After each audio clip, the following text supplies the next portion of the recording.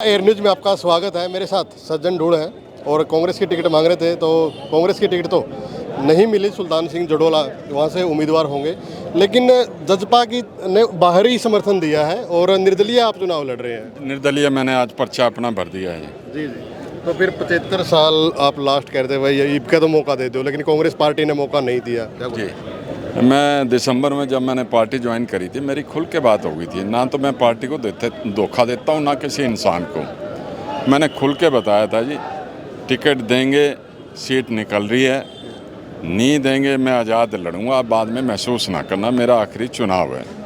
अब हमारे 3 गांव में 23,000 वोट हैं। पीछे हम देते आ रहे हैं, करोड़ा, अजवाना, कुलकंडा, हावड़ी सब इंतज़ार कर रहे हैं। तो भाईचारे का आदेश हुआ, आप आज़ाद भर के आओ। जी जी, और मेरा सौभाग्य आज शुरुआत बड़ी अच्छी हुई। कैसे? जेजेपी ने खुल के मेरे को समर्थन दे दिया। जेजेपी की स्टेट लीडरशिप ने भी, और ये लोकल जो नेता हैं, मेरा नामांकन खुद भरा के गए हैं। खुले दिल से इन्होंने समर्थन दिया है। मेरे चुनाव को एकदम मजबूती मिली। और आपको जैसे 2 बार आपने पहले भी बात करी है, मैं किसी जाति विशेष का नहीं हूँ। ये लोगों को विश्वास अब तक हो गया होगा। 36 बिरादरी का सहयोग चाहिए मेरे को, सबका सम्मान करूँगा और ये हल्के से जातिवाद की राजनीति को ख़त्म करना चाहता हूँ। जी, तो राजू पाई तो नौजवान है, इसको बोल दिया था और इसने ही बोल दिया था कि अगर सज्जन ढूंढ चुनाव लड़ते हैं तो मैं चुनाव नहीं लड़ूंगा। तो वो तो आपके भतीजा के नाते इन्हें तो पहले ही मना कर दिया था इस चीज़ के। ये तो पहले बोला था ना उन्होंने, भाईचारे के नाते। आज इनको भी पार्टी के आदेश आ गए हैं, इसीलिए खुल के यहाँ मेरा नॉमिनेशन भरा के गए हैं। रणदीप कौल भी आए थे, वो कलैच चले गए और मेरी भी लीडरशिप से बात होगी। उन्होंने भी कह दिया हम अपना प्रत्याशी नहीं उतरेंगे, आपको खुला समर्थन। जी जी, क्या बात है। राजू ढूंढ पाई मेरे साथ हैं और आजकल ये चुनाव लड़वा रहे हैं, लड़ नहीं रहे हैं। जी, क्या कुछ कहेंगे? देखिए मनदीप भाई, जो पार्टी हाईकमान का आदेश आगा, मैं पार्टी का हल्का अध्यक्ष हूँ, हमारे जिला अध्यक्ष रणदीप कौल जी हैं। हमारे पास जो ऊपर से आदेश आया, तो दुष्यंत चौटाला जी का हमारे पास ये आदेश आया कि भाई सज्जन सिंह ढूल जी निर्दलीय चुनाव लड़ रहे हैं। अगर ये पार्टी से लड़ते तो हम समर्थन नहीं करते, लेकिन इन्होंने निर्दलीय आज चुनाव लड़ने का फैसला किया।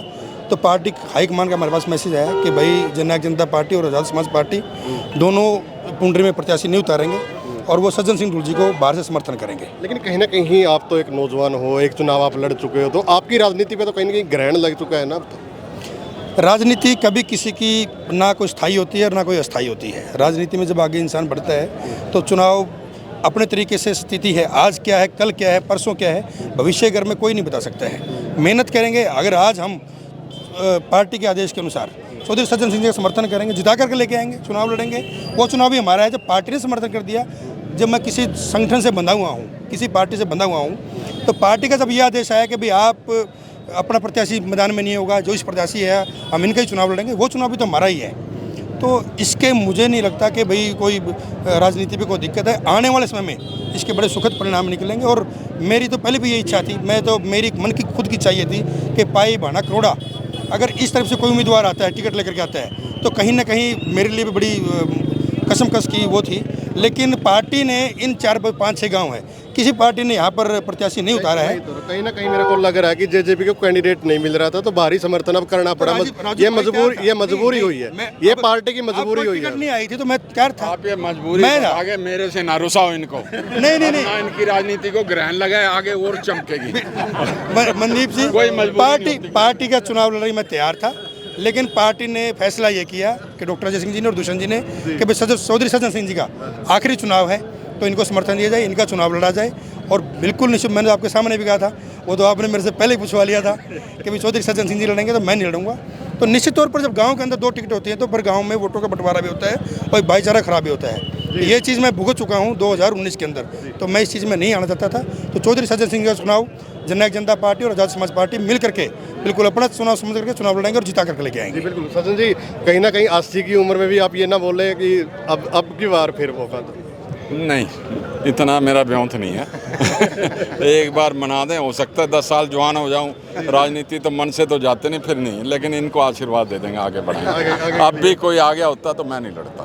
तो आपकी रणनीति क्या रहेगी मेन से, क्योंकि एक बड़ा गांव है पाई, बड़ा दम रखता है, तो आसपास के जो और गांव हैं उनमें क्या कुछ आप प्रोग्राम तो लगातार कर ही रहे थे, डोर टू डोर भी कर रहे थे, अब क्या कुछ आपकी रणनीति रहेगी? रणनीति है पहले तो गांव को इकट्ठा करना, भाईचारे को इकट्ठा करना, गांव की 36 बिरादरी को।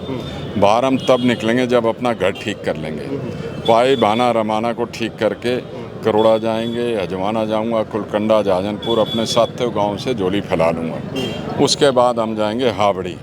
सिख कौम भी एक प्लेटफॉर्म पे आ चुकी है, उन्होंने गुरिंदर सरपंच को उतार दिया। उनके आगे भी झोली फैलाएंगे, वो भी कहीं ना कहीं हाँ। उनके आगे भी झोली फैलाएंगे।